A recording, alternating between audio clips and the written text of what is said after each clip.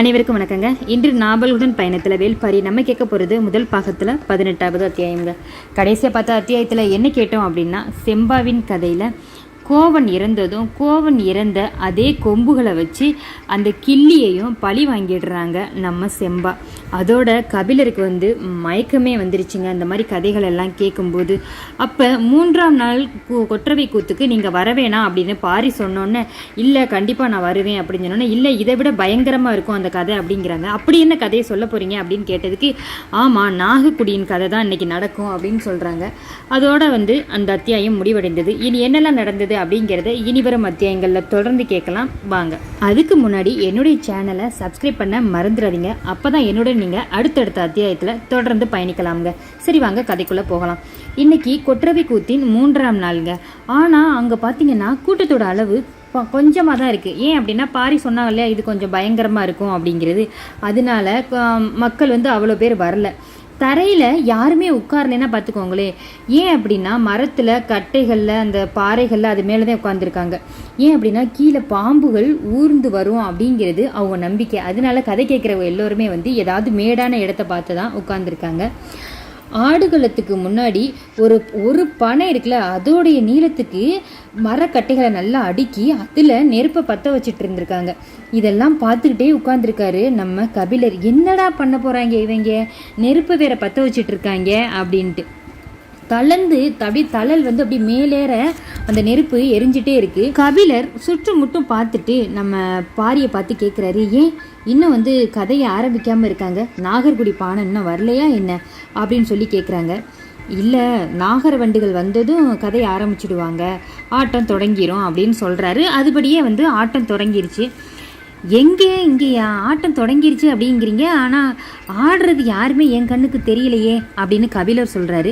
நல்லா உத்து பாருங்க, நெருப்புக்கு பின்னாடி ஆடிட்டு இருக்காங்க அப்படின்னு கபிலர் சொல்கிறாரு. கபிலர் மறுபடியும் நல்லா கூர்ந்து கவனிக்கிறாரு. நெருப்புக்கு பின்னாடி அப்படி வளைந்து நெளிந்து 2 பேர் ஆடிட்டு இருக்காங்க. அந்த எரியும் தழலுக்கு பின்னாடி இவங்க ஏன் இப்படி அசைஞ்சு ஆடிட்டு இருக்காங்க அப்படின்னு சொல்லிட்டு ஒரு வியப்போட பார்த்துட்டு இருக்காரு நம்ம கபிலர். கொஞ்ச நேரம் கழித்து பார்த்தீங்கன்னா திருப்பி நல்ல வேகமாக ஆட ஆரம்பிக்கிறாங்க. அதை பாரி கை நீட்டி காமிக்கிறாரு. இப்போ பாருங்கள் நல்லா ஆடுவாங்க அப்படின்னு சொல்லிட்டு அதே மாதிரியே ஆடுறாங்க. ஏன் நம்ம அவங்கள பார்க்கக்கூடாது அப்படின்னு நெருப்புக்கு பின்னாடி போய் ஆடிட்டு இருக்காங்களா அப்படின்ட்டு. உங்களுக்கு இனிமே தான் தெரியும் அவங்க ஏன் பின்னாடி ஆடுறாங்கன்னு அப்படின்னு நம்ம பாரி சொல்கிறாரு. நெருப்பு எரிஞ்சு முடித்த பிறகு அந்த கங்குகள் மீது ஆடுறதுக்காகத்தான் இப்போ அந்த பக்கம் ஆடிட்டு இருக்காங்க போல அப்படின்னு நினச்சிட்டு இருக்காரு நம்ம கபிலர். அந்த பின்னாடி ஆடுபவர்களுடைய உடல் கொஞ்சம் மாறுது. இப்போ எப்படி ஆடுறாங்க அப்படின்னா, பாம்பு எப்படி துள்ளும் அது மாதிரி துள்ளி ஆட ஆரம்பிச்சிட்டாங்க. இப்போ அவங்க அங்கே ஆடிட்டு இருக்கும்போது அந்த நாகக்குடியின் கதையை பாணன் தொடங்குறாருங்க. எருக்கமலையை சேர்ந்த நாகர்கள் தாங்க மலைத்தொடர்களில் வாழ்ந்துட்டு இருக்காங்க குடில்கள் அமைச்சு. இங்கே இங்கே உள்ள நாகங்கள் எல்லாமே, அதாவது பாம்புகள் அனைத்துமே இவங்க என்ன சொன்னாலும் கேட்குமாங்க. இவர்களுடைய வாசனை அறிந்து அது விலகி கூட போகும்னா பார்த்துக்கோங்களே, மனிதர்கள் வர்றாங்க நமக்கு தெரிஞ்சவங்க அப்படின்னு. இவங்களால் நாகத்தை கட்டுப்படுத்த கூட முடியுமா? ஏய் போ அப்படின்னா போகுமா, நில் அப்படின்னா நிற்குமா, அந்த மாதிரி இவங்களுடைய பேச்சை கேட்குமா அங்கே உள்ள நாகங்கள் எல்லாமே. ஆனால் இந்த மலை முழுவதும் நாகங்கள் நிரம்பி தாங்க இருந்திருக்கு. அதுக்கு பக்கத்தில் தேரிமலை அப்படின்னு ஒன்று இருந்திருக்கு. அங்கே யார் வாழ்கிறாங்க அப்படின்னு பார்த்தீங்கன்னா, சேரலல் அப்படிங்கிற ஒரு குலம் வாழ்ந்துட்டு இருக்காங்க. அவங்க மனித இனம்ங்க. எருக்குமலையும் தேரிமலையும் ஒரே ஒரு மலைத்தொடரில் 2 வேறு பகுதிகளாக பிரிஞ்சிருக்கு. அதாவது நாகக்குடிகள் எங்கே இருக்காங்க, எருக்குமலையில் இருக்காங்க. இந்த சேரலர் அப்படிங்கிற மனித இனங்கள் எங்கே இருக்காங்க அப்படின்னு பார்த்தீங்கன்னா, இங்கே தேரிமலையில் இருந்துட்டு இருக்காங்க. எருக்குமலை அப்படிங்கிறது தேரிமலையை விட ரொம்ப உயர்ந்து பறந்து இருந்திருக்குங்க. அந்த மலையின் மீது தான் நாகர்கள் ரொம்ப பேர் இருந்திருக்காங்க. தேரிமலையின் அடிவாரத்தில் யார் இருக்காங்க, சேரலர் இருக்காங்கங்க. சேரலர் குடி மலையடிவாரத்தின் சமதளத்தில் இருந்ததுனால அங்கே வேளாண்மை, வணிகம் இந்த மாதிரி செயல்கள்லாம் நிறைய பண்ணியிருக்காங்க. அது மூலமாக தான் அவங்க வாழ்ந்துட்டு வந்திருக்காங்க.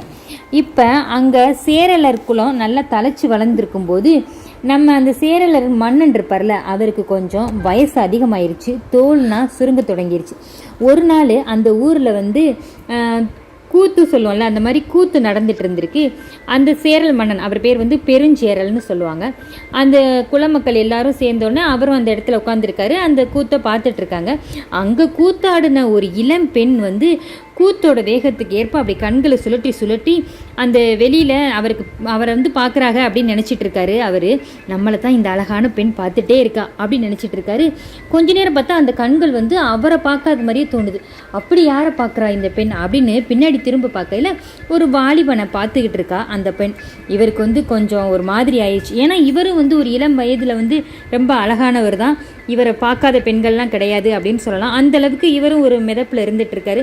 இன்னைக்கு நமக்கு வந்து உடல் சுருங்கி நமக்கு வயதான தோற்றம் வந்தோன்னே அந்த பெண் நம்மளை பார்க்கலையே அப்படின்னு சொல்லிட்டு கொஞ்சம் அவருக்கு மனசு வருத்தமாக இருக்குது. சேரர் குலத்தில் பலம் பெருக்கி திறன் கூட்டிய மாவீரருங்க அவர். ஆனால் இந்த வயோதிகம் வந்து இவரை வந்து இப்படிலாம் வந்து ஒரு தள்ளாடும் நிலையை வந்து கொடுத்துட்டு அடுத்தவங்க நம்மளை மதிக்க மாட்டாங்களோ, இந்த பெண்கள்லாம் நம்மளை பார்த்து மதிக்க மாட்டாங்களோ அப்படிங்கிற மாதிரி அவர் மனசில் வந்து பலவிதமான எண்ணங்களை உருவாக்கிடுச்சு. இந்த எண்ணத்தை உடனே மாற்றணும் அப்படின்னு அந்த பெருஞ்சேரல்நாதன் நினைக்கும் போது இதை யார்கிட்ட கேட்கலாம் அப்படின்னு ஒரு அமைச்சரை கூப்பிட்டு கேட்குறாரு. எனக்கு உடம்பெல்லாம் சுருக்கமாக இருக்குது, இந்த சுருக்கம் கலைய ஏதாவது வழி உண்டா? 8 திசைக்கும் நீங்கள் போய் கேட்டுட்டு வாங்க அப்படின்னு சொல்லிட்டு ஆட்களை, அதாவது வீரர்களை அனுப்புகிறாரு. அப்போ ஒவ்வொரு திசைக்கும் போனவங்க யாருமே வந்து வயதாயிட்டா அதுக்கு முதுமை வந்துட்டா இறந்து தானே போகணும், வயதாயிட்டா திருப்பி இளமை எப்படி வரும் அப்படிங்கிற மாதிரி ஒவ்வொருத்தரும் ஒவ்வொன்றும் சொல்கிறாங்க. உடனே வந்து ஒரு ஆள் மட்டும் வந்து சொல்கிறாரு, வடதிசைக்கு போனவர், ஒரு பெரும் முனிகிட்ட கேட்டேன், இதற்கு வழி உண்டு அப்படின்னு சொன்னார். ஆனால் அதுக்கான வழி என்னன்னு என்கிட்ட சொல்லலை அரசே அப்படிங்கிற மாதிரி சொல்லிடுறாரு. உடனே நீங்கள் அந்த முனியை இந்த தேரிமலைக்கு நீங்கள் அழைச்சிட்டு வாங்க, நானே கேட்டு தெரிஞ்சுக்கிறேன், அதுக்காக என்ன செலவு வேணாலும் நான் பண்ணுறேன் அப்படின்றாரு. உடனே வந்து அந்த முனிவரை கூட்டிகிட்டு வந்துடுறாங்க. அவர் சொல்கிறாரு, தேகத்தின் சுருக்கம் அப்படிங்கிறது மரத்தோட சருகை போல், அது உதிரக்கூடியது தானே. ரொம்ப நமக்கு தேகம் ஒரு மாதிரி ஆயிடுச்சு, உடல் வந்து வலிமை விட்டுருச்சு, உடல் சுருங்கிருச்சுன்னா நம்ம இறைவனடி சேர தானே போகிறோம் அப்படிங்கிற மாதிரி அவர் சொல்கிறாரு. அதெல்லாம் முடியாது, எனக்கு வந்து என்னுடைய உடல் வந்து மாறணும், பழையபடிக்கு எனக்கு வந்து இளமை வரணும், அதுக்கான வழியை சொல்லுங்க அப்படின்னு சொல்லிட்டு அந்த பெருஞ்சேரல் ரொம்ப வேண்டி கேட்குறாரு அந்த முனிகிட்ட. உடனே அவர் என்ன பண்ணார், ஒரு சிறு குண்டம் அமைச்சு அதில் பலவிதமான மரக்குச்சிகளை போட்டு அப்படி தீ மூட்டி யாகம் சொல்லுவோம்ல அந்த மாதிரி யாகம் வளர்த்து அந்த புகைக்கு நடுவே நின்றுட்டு அந்த முனி சொல்கிறாரு, நாகம் இருக்குல்ல, அந்த நாகங்கள் வந்து சட்டையை கலற்ற ஒரு மூலிகையை உண்ணும். சட்டையை கலட்டுறதுக்கு முன்னாடி அந்த மூலிகையை நீ சாப்பிட்டேன்னு வச்சுக்கோவே, உனது தேகத்தில் சுருங்கிய மேல்தோல் அப்படி கலன்று உனக்கு வந்து இளமை வரும், நீ அழகாகுவ அப்படின்னு அவர் சொல்லிட்டுறாரு. உடனே அப்படியா, அந்த மூலிகையை எங்கே கண்டறிவது அப்படின்னு சொல்லிட்டு அவர் கேட்குறாரு. இந்த புவி மேல் அந்த ரகசியத்தை அறிஞ்சவங்க யார் அப்படின்னு கேட்டால் அங்கே நாகக்குடியினர் மட்டும்தான், அவங்கள்ட்ட போய் கேளுங்க, அந்த மூலிகை கிடைக்கும், அதை பெற்று நீ பயனடை அப்படின்னு அந்த முனி சொல்லிடுறாரு. உடனே பெருஞ்சேரல் வந்து அவருக்கு அப்படியே மனசு ரொம்ப குளிர்ந்து போச்சு. அவ்வளோதானா, அப்போ நமக்கு அது கிடைச்சிரும், நம்ம எப்படியாவது வாங்கிடலாம் அப்படின்னு நினச்சிட்டு அந்த முனிக்கு வந்து ரொம்ப மனம் குளிர என்னென்ன செய்யணுமோ அதை ஃபுல்லாக செஞ்சுட்டு அவர் அனுப்பிடுறாரு. உடனே ஆட்கள் எல்லாம் கூட்டிகிட்டு வந்து அழைக்கிறாரு. அழைச்சி என்ன பண்ணுங்களோ தெரியாது, எல்லாரும் வந்து எருக்கமலைக்கு கிளம்புங்க, அங்கே நாகர்குடியின் தலைவனை பாருங்க, பார்த்து நான் சொன்னதா வந்து இதெல்லாம் கேட்டு வாங்கிட்டு வந்துடுங்க. அதாவது அந்த சட்டையை உரிக்கிறதுக்கு முன்னாடி சாப்பிடுமாமே ஒரு மூலிகை, அந்த மூலிகையை மட்டும் எனக்கு எப்படியாவது வாங்கிட்டு வந்துடுங்க அப்படின்னு சொல்லிட்டு அந்த பெருஞ்சேரல் அங்கே உள்ள வீரர்கள்ட்ட பணியிட்டு ஒரு ஆணையிட்டதும் மன்னன் வந்து யாருமே வந்து முன் வரலைங்க, நான் போய் வாங்கிட்டு வர்றேன் அப்படின்னு சொல்லிட்டு வீரர்கள். ஏன் அப்படின்னா நாகர்களை பற்றின கதைகள் அவங்க எல்லோருக்குமே தெரிஞ்சிருக்கு. அந்த நாகர்குடியில் வயதான முதுமகள் வந்து இப்படி நடந்து போயிட்டு இருக்கையிலே அவங்க உடுத்தியிருந்த ஆடையிலிருந்து விரிய பாம்பு குட்டி நிறைய விழுந்துக்கிட்டே இருக்குமாங்க. அப்படிப்பட்ட ஊரில் நாங்கள் எப்படி போகிறது, அங்கே எங்கே கால் வச்சாலும் நாகமாக தான் இருக்கும், நாங்கள் போக மாட்டோம். அது மட்டும் இல்லை, நாங்கள் நாகத்துக்கு வந்து செவிகள் இருக்குது, நம்ம என்ன பேசினாலும் அது கேட்டுரும், நம்ம இங்கே போகிறது ஒரு நம்ம தவறான செயலுக்கு அப்படின்னு தெரிஞ்சிச்சு அப்படின்னா நம்ம யாருமே உயிர் பழைக்க முடியாது, அதனால நான் போக மாட்டேன் அப்படிங்கிற மாதிரி பல வீரர்களும் பல விதமாக சொல்கிறாங்க. உடனே நம்ம அந்த மன்னன் கேட்குறாரு, என்ன உங்களுடைய குல தலைவனுக்காக யாருமே போக மாட்டீங்களா, உங்களுக்கு இப்படிப்பட்ட துணிவெல்லாம் இல்லையா, எனக்காக நீங்கள் போக மாட்டீங்களா அப்படிங்கிற மாதிரி கேட்குறாரு. உடனே வந்து அந்த கூட்டத்துக்குள்ள இருந்து ஒரு பெரியவர் வர்றார். அவர் பேர் வந்து பார்த்திங்கன்னா பொறையன். அவர் வந்து சரி நான் போகிறேன், என் கூட கொஞ்சம் வீரர்களை நீங்கள் அனுப்புங்க அப்படிங்கிறாரு. அவருக்கு ரொம்ப சந்தோஷம் அந்த பெருஞ்சேரலுக்கு தலைவனுக்கு. உடனே வந்து ஒரு 12 வீரர்களை அவரோடு அனுப்பி வைக்கிறாரு. கொஞ்சம் தயக்கத்தோட பொறையன் கேட்குறாரு, சரி தலைவா, ஒருவேளை அந்த மூலிகையை அங்கே உள்ள தலைவர் வந்து அந்த குலத்தலைவன் எங்களுக்கு தெரிவிக்க மறந்துட்டா நாங்கள் என்ன செய்யறது அப்படின்னு சொல்லி கேட்குறாரு. அப்போ உடனே வந்து அந்த பெருஞ்சேரல் சொல்கிறாரு, நீங்கள் வந்து வடதிசை முனி வந்து இன்னொரு வழி சொன்னார் பற்றியலா, அதை வந்து நீங்கள் கேட்டுட்டு வாங்க, அதுபடி கூட நமக்கு வந்து இளமை வந்துடும் அப்படின்னு சொல்லியிருக்காரு அப்படிங்கிறாரு. உடனே வந்து பொறையனும் சரி அப்படின்னு சம்மதம் தெரிவிச்சிடுறாரு. அந்த 12 வீரர்களோட இன்னும் ஒரு ஆளை கூட்டிகிட்டு போகிறாங்க. யார் அப்படின்னு பார்த்தீங்கன்னா, ஒரு வேளை அங்கே போனால் ஒரு நாகக்குடிக்கில் போகிறோம், நிறைய நாகங்கள் இருக்கும், எப்படி இருந்தாலும் கடிக்க தான் செய்யும். அப்படி கடிக்கும்போது அதுக்கு வைத்தியம் பார்க்குறதுக்கு ஒரு ஆள் வேணும் இல்லையா? அப்போ பிடார வைத்தியன் அப்படிங்கிற ஒரு ஆளை கூப்பிடுறாரு. அவர் ரொம்ப வந்து முதியவராக இருக்கார், மூத்த பிடார வைத்தியன் அப்படின்னு கூட அவர் பேரை சொல்லுவாங்க. அவருக்கு வந்து 2 காதுமே இல்லைங்க. அப்போ அவருக்குமே ஏதாவது ஒன்றுனா இன்னொரு ஆள் வேணுமே அப்படின்னு சொல்லிட்டு இன்னொரு பிடாரி அவரை கூட்டிகிட்டு வர்றாரு. அவன் கொஞ்சம் இளையவனாக இருக்கான். இவங்க 2 பேரையும் கூட்டிக்கிட்டு அந்த பொறையனோட மொத்தம் எத்தனை பேர் ஆயிட்டாங்க? அவங்க மொத்தம் வீரர்கள் 12 பேர், பொறையன் 13 பேர், இவங்க 2 பேர், மொத்தம் 15 பேர். இவங்க எல்லாரும் வந்து கூட்டிக்கிட்டு அந்த காட்டுக்கு கிளம்புறாங்க. மன்னன் வேற சொல்லிட்டாரு, அந்த மூலிகையை எடுத்துட்டு வராம நாடு திரும்பக்கூடாது அப்படின்ட்டு. இந்த 15 பேரும் எருக்கு மலையில இதே எண்ணத்தோட ஏறிட்டு இருக்காங்க. நாகர்குடி அல்லாத வேற்று குடியினருடைய காலடி வந்து அந்த மலையில இதுவரைக்கும் பட்டதில்லையாங்க. எருக்கு மலையில இதுவரை பட்டதில்லை அப்படின்னு அந்த அவர் முதியவர் சொல்லிட்டு வர்றாரு. யாரு? பொறையன் சொல்லிட்டு வரும்போது எல்லா வீரர்களுக்கும் கொஞ்சம் திக்குன்னு இருக்கு. எருக்கு மலையின் அடிவாரம் காட்டு புற்களாலும் அப்படி சின்ன சின்ன மரங்களாலும் அப்படியே நிரம்பி இருக்குங்க. புற்கள் அப்படி விலக்கிட்டு அவங்க மலையேற தொடங்குறாங்க. புது மனிதர்களுடைய வாடையை வந்து நாகங்கள் நல்லா அறிஞ்சுக்கிறோமா. அப்போ அவங்க முன்னாடி இருக்கும் புற்கள் அப்படி விலக்கி கால்களை ரொம்ப கவனமாக முன்னாடி வச்சுட்டு போயிட்டே இருக்காங்க. மலையோட முதல் குன்றை அப்படி கடந்த போது நிழல்விரியன் அப்படிங்கிற ஒரு பாம்பு வந்து நடந்து வருதுங்க. அது யாருக்கிட்டனா கடைசியாக ஏதோ ஒரு வீரன் பின்னாடி அந்த நிழலுக்குள்ளேயே வந்து நுழைஞ்சு, அது வந்து நிழலை தாண்டி அங்கிட்டு இங்கிட்டு போகாதான், அந்த கால் நிழல்லே வந்துட்டே இருக்கு. எந்த மனிதனுடைய நிழலுக்குள்ள அது நுழையுதோ அவன் நிழல்லே தான் வருமா. வேற ஒரு நிழலுக்குள்ள அப்படி டக்குன்னு இன்னொருத்த நிழல் வருதுன்னா அந்த நிழலுக்குள்ள போகாதான். நடந்து செல்றவன் எவ்வளவு வேகமா நடந்தாலும் எவ்வளவு மெதுவா நடந்தாலும் அது அந்த வேகத்துல அந்த நிழலுக்குள்ளே இப்படி நெளிஞ்சு வந்துட்டே இருக்குமா. அது உடல் படிந்த நிழலை விட்டு எப்பவுமே பிரியாதுன்னா பார்த்துக்கோங்களே.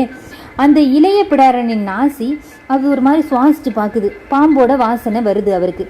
யாரும் நின்றாதீங்க, இங்கே ஏதோ ஒரு பாம்பு நம்ம பக்கத்தில் வந்துட்டு இருக்கு அப்படின்னு நுகர்ந்து பார்த்துட்டு அந்த இளைய பிடாரி அவர் சொல்கிறாரு, எல்லாருக்கும் ஒரு மாதிரி அதிர்ச்சி ஆகுது, பயம் வருது, வியர்த்துருச்சு. என்னப்பா சொல்கிறேன் அப்படின்ட்டு. ஆமாம், நமக்கு பின்னாடி ஏதோ பாம்பு வருது அப்படின்னு சொல்கிறாரு.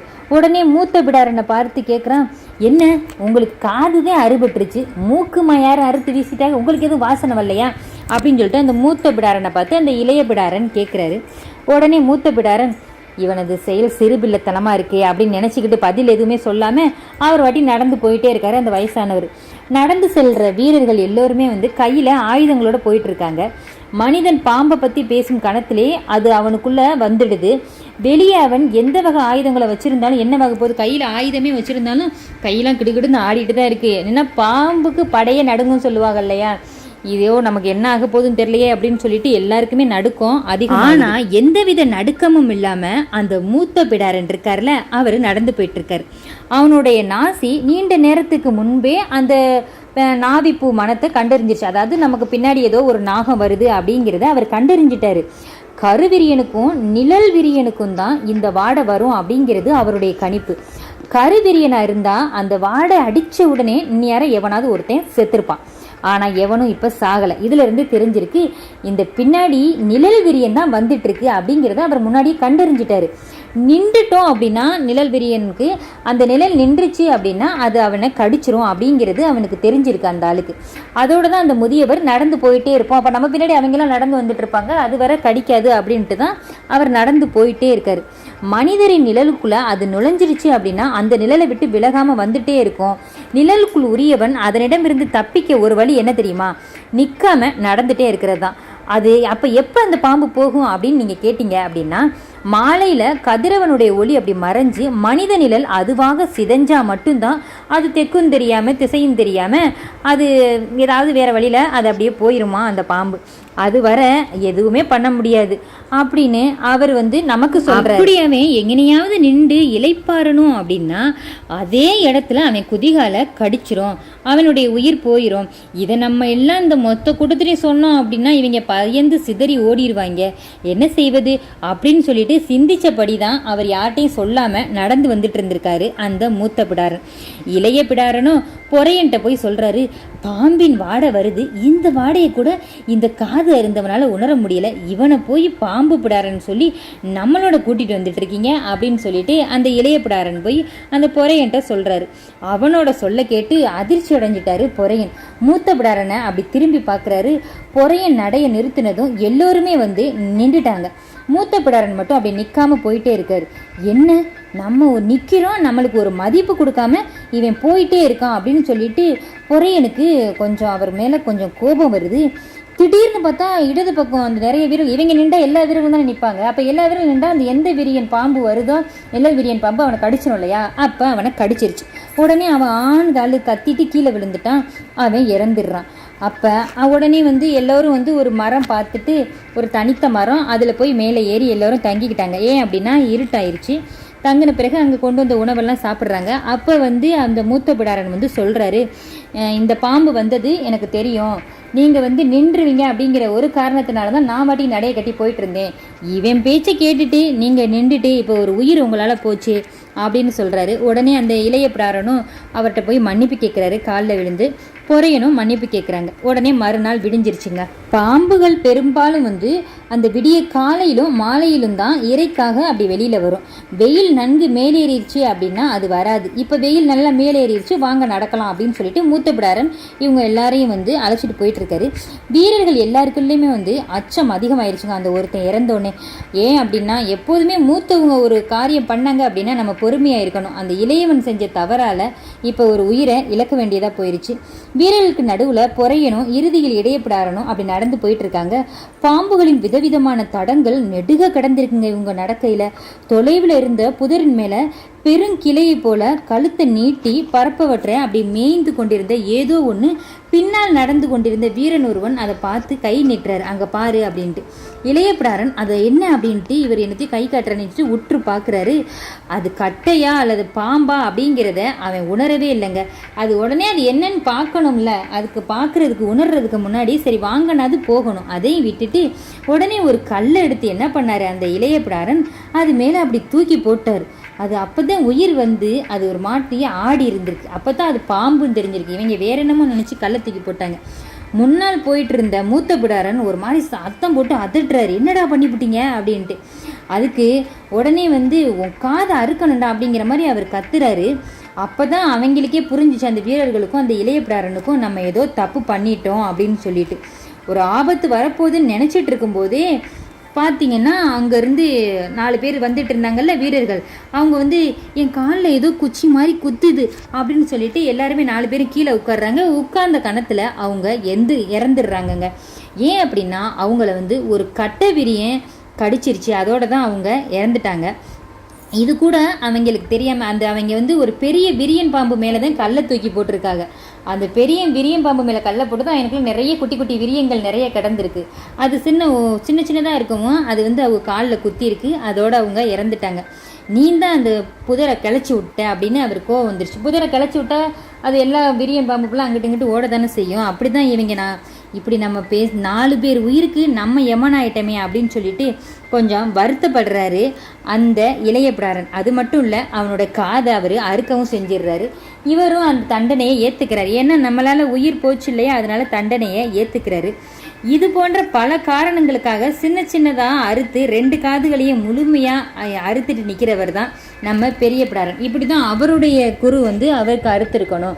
அதனால தான் இவருக்கு நிறைய பாம்புகளை பற்றின அறிவு நிறைய இருக்குது. அதை உணர்ந்துடுறாரு இளைய பிடாரன். 15 வீரர்கள் வந்ததுல 1/3 பங்கு வீரர்களை 2ஆம் நாள்லயே இழந்துட்டாங்க.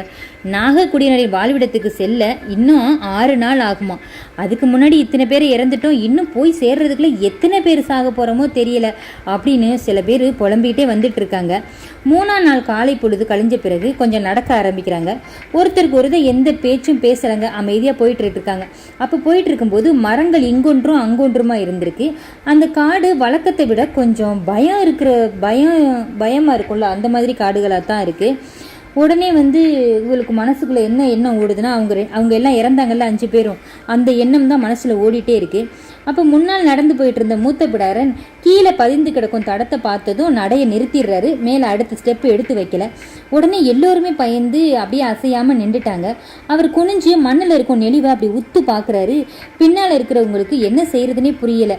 நின்றா நிழல் விரியன் குதிகாலுக்காவும், கொஞ்சம் நகண்டு போனால் குறுவிரியன் வேற நம்மளை கடிச்சிரும். என்னடா செய்யறது, இவர் வேற நின்று இப்படி பார்த்துட்டு இருக்காரு, பதிலும் சொல்ல மாட்டேங்கிறாரே, பாம்பு இருக்கா இல்லையா அப்படிங்கிற மாதிரி இவங்கெல்லாம் பயந்து போய் நின்றுட்டு இருக்காங்க. அப்போ அந்த மூத்த பிடாரன் வந்து அந்த தடத்தை அப்படியே பார்த்துக்கிட்டு அந்த போன திசையிலே இன்னும் கொஞ்சம் நேரம் அந்த புற்களை விலக்கி பார்த்துக்கிட்டே அந்த தடத்தை போயிட்டே இருக்காரு. ஆனால் எதுவும் சொல்லாததால கொஞ்சம் பதற்றம் அதிகமாக தான் இருக்குது மற்ற வீரர்களுக்கும் அந்த பொறையனுக்கும். என்னப்பா நீங்கள் வாட்டி போயிட்டே இருக்கீங்க, நான் வரவா இல்லையா வேண்டாமா அப்படிங்கிற மாதிரி அந்த பொறையன் கேட்குறாங்க, மற்றவங்களும் கேட்குறாங்க. உடனே மூத்த பிடாரன் முகம் வந்து கொஞ்சம் தெளிவடையாமல் இருக்கிறத கவனிச்சிடுறாங்க. சின்னதாக கொஞ்சம் அவருக்குமே அச்சம் இருக்குது. மூத்த பிடாரன் தடத்தை பார்த்தபடியே வந்து பாறை விரிசல் இருக்குல்ல, அதை நோக்கி போகிறாரு. உடனே வந்து எந்த பாம்பின் தடத்தையும் தொலைவிலிருந்தே சொல்லக்கூடிய மூத்த பிடாரன் இந்த தடம் பற்றி ஏன் இவ்வளவு முடிவுக்கு வராமல் இப்படி யோசிச்சுட்டே இருக்காரு அப்படின்னு நினச்சிட்டு அந்த வீரர்களும் பொறையனும் வந்து அந்த இளைய பிடாரனும் கொஞ்சம் மாதிரி யோசிச்சுட்டே நிற்கிறாங்க. உடனே அப்போ மூத்த பிடாரன் சொல்கிறாரு, இது மலஞ்சார பாம்பு இருக்கிற இடம், அதுதான் புரண்டு போயிட்டு இருந்திருக்கு அப்படிங்கிற மாதிரி கண்டுபிடிச்சி சொல்லிடுறாரு. எல்லாருக்குமே அது அவர் சொன்னது புரியவே இல்லை. என்ன சொல்ல வர்றாரு, மலஞ்சாரையா அப்படின்ட்டு. ஆமாம், பாம்புகள் வளைஞ்சு போகக்கூடியது. பாம்புகளின் இனத்துக்கும் தன்மைக்கும் ஏற்ப வளைவுகளின் அகலம் மாறுபடும். பாம்புகளுக்கு வயசு ஆக ஆக வளையும் ஆற்றலும் குறையும். அதனால அவற்றோட வேகமும் குறைஞ்சிடும்.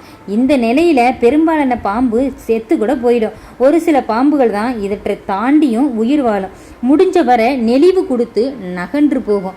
ரொம்ப வயசாயிருச்சு அப்படின்னா மனிதன் வந்து ஒரு 100 வயதை எட்ட போனால் என்ன பண்ணுவார், இன்னொரு கம்பு எடுத்துக்கிடுவார். அதாவது உட்கார்ந்த இடத்துல நடக்க முடியலன்னா அப்படி உட்கார்ந்த இடத்துல தாவி உட்காருவார் இல்லையா, அது மாதிரி இது என்ன பண்ணுமா, வலதுபுறமாக கொஞ்சம் நேரம் புரண்டுமா, இடதுபுறமாக கொஞ்சம் நேரம் புரண்டுமா, இப்படி புரண்டு தான் வந்து அந்த பாம்பு வயதாயிட்டா போகுமா.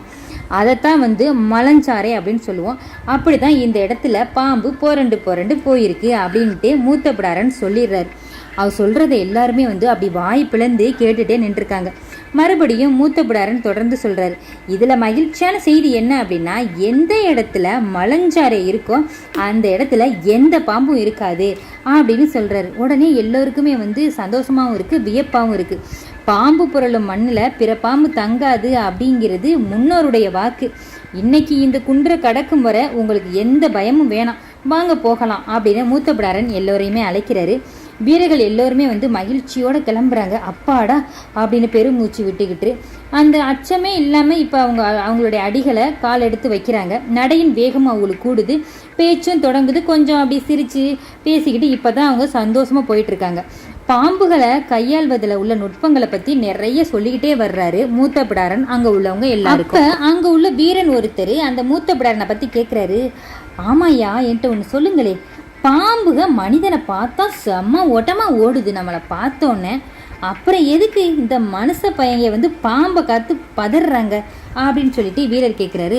உடனே ஒரு சின்ன அசட்டு சிரிப்பு சிரிச்சுட்டு அவர் சொல்கிறாரு மூத்த பிடாரன், மனிதன் பாம்பின் ஓட்டத்தை தவறாக புரிஞ்சுக்கிட்டான் அப்படின்னு பொருளுப்பா அப்படிங்கிறார். ஏன் அஞ்சி ஓடலைன்னு சொல்கிறீங்களா அப்படின்னு அவர் மறுபடியும் அந்த வீரர் கேட்குறாரு. அதை கண்டு நாம் அஞ்ச அதன்கிட்ட நஞ்சு இருக்குது, நம்மை கண்டு அது அஞ்சி ஓட என்ன இருக்குது நம்மள்கிட்ட அப்படின்னு கேட்குறாரு. வீரனுக்கு எந்த பதிலும் சொல்ல முடியல. ஒவ்வொரு பாம்பும் தனது இனத்தின் எண்ணற்ற பாம்புகளை தின்றுட்டு தான் உயிர் வாழுது. மனிதனைப் போல ஒரு உடம்புக்குள்ள வாழும் ஒரு உயிர் கிடையாது, எண்ணிலடங்காத உயிரோட வாழ்கிற ஒரு உடல் அது அப்படின்னு அவர் சொல்லணுன்னு எல்லாருக்குமே பயம் வருது. மூத்த பிடாரனுடைய பேச்சு அச்சம் மூட்டுவதா அதிகமாக இருக்குது. பாம்பை விடுத்து வேறு எதையாவது பேசணும் அப்படின்னா அந்த சூழலில் அவங்க போகலை, பாம்பை பற்றி தான் பேசி ஆகணும். இன்னொரு வீரன் நாகர்களை பற்றி கேட்குறாரு. சரி, பாம்பெல்லாம் ஒரு புறம் இருக்கட்டும், நாகர்கள்னு சொல்கிறாங்கல்ல, அவங்க நம்மளை போல் மனிதர்கள் போல் இருப்பாங்களா, இல்லை அவங்களுக்குன்னு ஏதாவது தனித்த அடையாளம் இருக்குமா நம்ம இப்போ பார்க்க போகிறவங்க அப்படின்னு அந்த கேள்வியை கேட்குறாரு. உடனே வந்து அவர் சொல்கிறாரு, அவங்களும் நம்ம போல் மனிதர்கள் தான், ஆனால் அவங்களுக்குன்னு தனித்த அடையாளங்கள் இருக்குப்பா அப்படின்னு மூத்த பிடாரன் சொல்கிறாரு. அப்படியா, என்னென்ன அடையாளத்தோடு இருப்பாங்க, நம்ம எப்படி கண்டுபிடிக்கலாம் அப்படின்னு சொல்லி கேட்குறாரு. நாகர்குடியின் ஆண்களை நீங்கள் கண்டறியணும் அப்படின்னா அவங்கள கால்களை வச்சு தான் கண்டறிய முடியும். குதிகாலில் நமக்கு மேலும் கீழுமா வெடிப்பு இருக்கும், அவங்களுக்கு செதில் செதிலாக இருக்கும், பக்குகள் இருக்கும். அதே போல் கை விரல் நகை கண்ணில் பார்த்தீங்கன்னா தோல் நமக்கு மேலும் கீழுமா உரியும், அவங்களுக்கும் செதில் செதிலாக தான் உரியும். ஒத்து பார்த்தோம் அப்படின்னா நகம் எங்கிருந்து தொடங்குதோ தெரியாது. அவ்வளவு நேரம் உற்சாகமாக பேசிகிட்டு இருந்தவங்களுக்கு கொஞ்ச நேரம் அமைதியாயிட்டாங்க. என்ன, பாம்புக்கு தானே செதில் இருக்கும், அங்கே உள்ளவங்களுக்கும் செதில் செதிலாக வருமா அப்படிங்கிற மாதிரி யோசிச்சுட்டே இருக்காங்க. அப்போ உடனே இன்னொருத்தன் கேட்குறான், சரி ஆண்களுக்கு அப்படி இருக்கும், பெண்கள் நாகர்குடி பெண்கள்னு எப்படி கண்டறிவது அப்படின்னு கேட்கும்போது அவங்க 2 பேரும் அன்புற்று இருக்கையில் கண்டறியலாம் அப்படிங்கிற மாதிரி சொல்கிறாரு. அப்படியா அப்படின்ட்டு கொஞ்சம் அவங்களுக்கு பயம் வருது. மூத்த பிடாரர் மறுபடியும் சொல்கிறாரு, வேறு ஒரு இனம் அந்த பெண்கள்கிட்ட கலந்து அன்புற்று இருந்தால் அவங்க இறந்துடுவாங்க அப்படின்னு சொன்னதோட கொஞ்சம் அவங்களுக்கு பயம் வந்துருச்சு. சரின்னு இப்போ அமைதியாக எல்லாருமே போயிட்டே இருக்காங்க. வீரர்கள் எல்லாரும் தங்குறதுக்கு ஒரு இடம் இருக்கா அப்படின்னு சொல்லிட்டு பார்த்துட்டு இருக்காரு பொறையன். உடனே ஒரு மரத்தை கண்டுபிடிச்சிடுறாங்க. உடனே அவங்க கொண்டு வந்த உணவு மூட்டைகள் எல்லாம் அந்த மரத்தில் கட்டி வச்சுட்டு அவங்க கொண்டு வந்த உணவு ஒன்று ஒன்றா எடுத்து சாப்பிட ஆரம்பிக்கிறாங்க.